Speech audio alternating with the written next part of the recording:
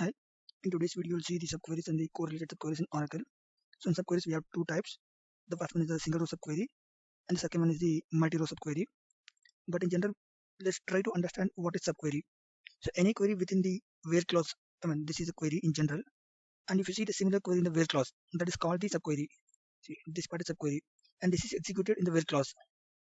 So this we call it a subquery. In this again, as I told, we have two types: single row subquery and the other one is multi-row subquery. So when you execute this query and if it returns one row, that is called single row subquery. And if this output the inner query gives more than one row, that is called multi-row subquery. We'll call this as the inner query and this as the outer query. So this is outer query. We call it as subquery or inner query. And let's see the definition of subquery. Subquery executes only once and gives the output to the outer query. So what happens when you run this query? This where condition query, when the subquery executes first, and it will give the result. So based on this result, the outer query or the main query executes. So the subquery returning one output value, and based on the output, the outer query is going to be executed. So based on this output, this is getting executed. This is called single row subquery. And the same logic applies for multi-row also. So instead of single row, we'll get multiple rows.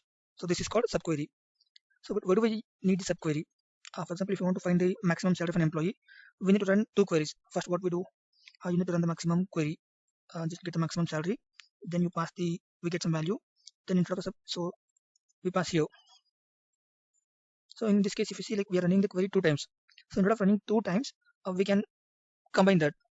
So when you write a query, if someone asks you to get the maximum salary, so first what we do, we'll get the maximum salary, we'll get the output, and that output is stored here. So instead of running two queries, we can get this output in a single query itself. So I'll write here.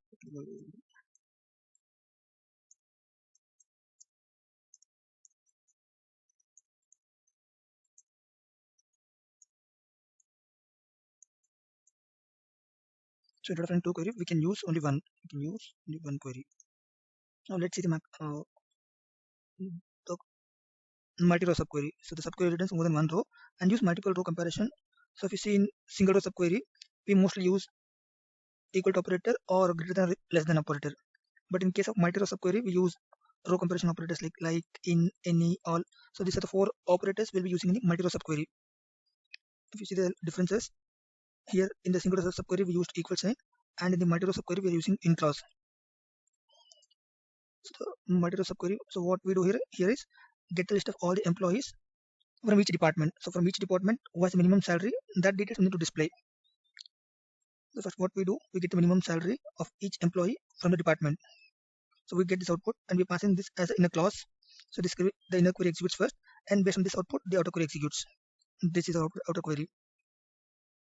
So when you combine this query, we'll get all the employees who has a minimum salary in each department. So this is called the multi-row subquery. Now coming to the second part. Here we saw like subquery, another one is correlated subquery. So in general, the correlated subquery is opposite. In subquery, the inner query executes first and then the outer query executes. But in correlated, it's vice versa. Let's go with the definition. If the subquery depends on the output generated by the outer query, in that case, subquery is called as correlated subquery. Just remove that one. Not meaningful. It's meaningful, but it's difficult to understand by definition. I'll remove this one for now. We can go with this like easy sentence. A correlated subquery is the one that is executed after the outer query is executed. So if you see here, first we'll get the outer query. Based on this outer query, the inner query will get executed. And the correlated subquery takes an approach opposite that of the normal subqueries. And these are the steps. The outer query receives a row, and for each outer query, the subquery is executed once. The results of the correlated subquery are used to determine whether the outer query should be part of the result set. And I'll remove these two lines. Okay. As you saw the differences, in the normal subquery, the subquery executes first and then the outer query runs. But in correlated, the outer query runs and then the inner query runs. And now let's see like where do we need, or in which scenario we might use the correlated subquery. So this is the query. Get all the department details having at least one employee. If you see here, we need to get all the department details which has at least one employee. In this one you cannot, so when you're not sure about the condition, see here we were knowing the condition properly. Select all the employees as maximum salary, but here it's not like that. Get all the departments with having at least one employee. Here you cannot specify condition. So what we do, select all the departments where exist keyword we use. So whenever we get the correlated subquery, we'll be using with the exist or non-exist. So this is a keyword. So get all the department details. So get all the department details from the department table. Then use the keyword where exist. Then select additional one employee. Then query the employee table. So now what we do, right? Now when you run the department query for each department, it will try to see and enter in the employee table. So first it will try to see department 10. If the department 10 exists in the employee table, if it exists, then it will return one row. Then again the control comes to the auto query. It will search for the department 20.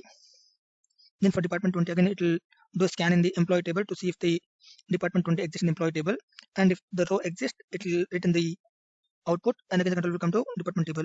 So like that, it will execute for all 27 rows. So in this table we have 27 rows, but when you run for the larger table, if you have some around like in general, it will run for all the rows in the auto query. So this will cause some performance lag, but there are certain, so mostly you should avoid using this core subquery.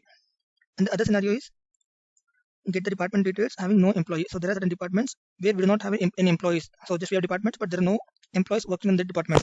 So again in this condition, we're not sure about the where condition, like how do we put. So for that, get all the details from the department table where not exist. In earlier we used exist command to see if the employee present or not, employee present. But in this condition we are using not exist. So the way we have department but with no employee. So in that case, select staff from department table where not exist.